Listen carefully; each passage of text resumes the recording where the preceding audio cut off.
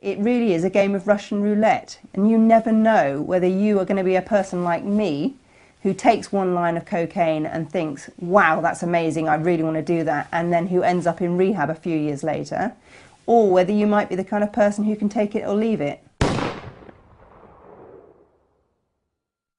Come on, sweet cheeks. Come to Daddy Baggy. What? I'm gonna own you. Own your nostrils. Own your wallet. No offence, Baggy, but what's the attraction? Attraction? No. It's addiction, Pablo, baby. Addiction is basically a habit that has become out of control. It's a habit that's actually causing damage to the person. I work with people in what we call an holistic way, and I help them to understand why it is that they're doing whatever it is they've been doing and why they've got into the trouble that they've got into and how to find the way out of that. And you get this kind of idea of like a kind of gaunt complexion and pale and kind of like rough looking. Stringy hair, but that isn't unkempt and dirty. Isn't that mostly like crack and heroin? I mean, we've all seen the effects, the falling teeth, the sinking eyes, I think most people probably think of an addict as somebody who is sat on a park bench drinking alcohol from the first minute they wake up till they pass out. Somebody who can't hold down a job. I think we have some negative perceptions around people in terms of what they might look like. Many of the people I work with, especially younger people, there's no physical signs. If you have an addiction to gambling or shopping, how would you tell someone is at their height of an addiction? Look at gamblers that are addicted to gambling but may not necessarily be losing all the time. They may actually be winning, so they may have a good appearance, but they're still addicted. Some of the people I work with may be exercise addicts, or maybe food addicts, or maybe gambling addicts. Some of the people who walk through my door may be fantastically fit, but they may have a very serious addiction that's making them suicidal. Another myth about addiction is that the person will be using whatever it is all the time.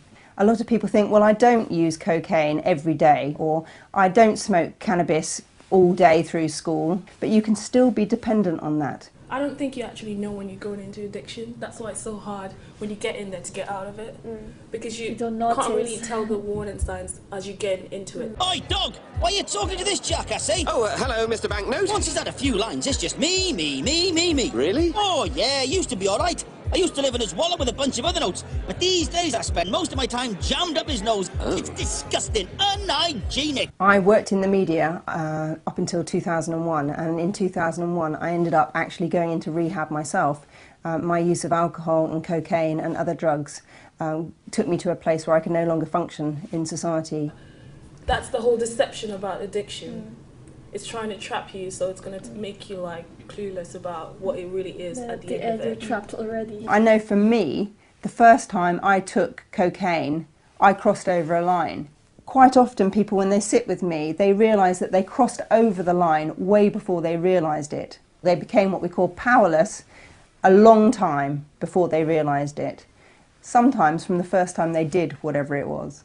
For example, an addiction is something that produces a hormone which makes you feel happy. So there was in the news not so long ago that people with a shopping addiction produce more or less all the same hormone as a cocaine addict. So that's the hormone produced. I mean, whatever you do to feed your addiction, the chemical produced is the same.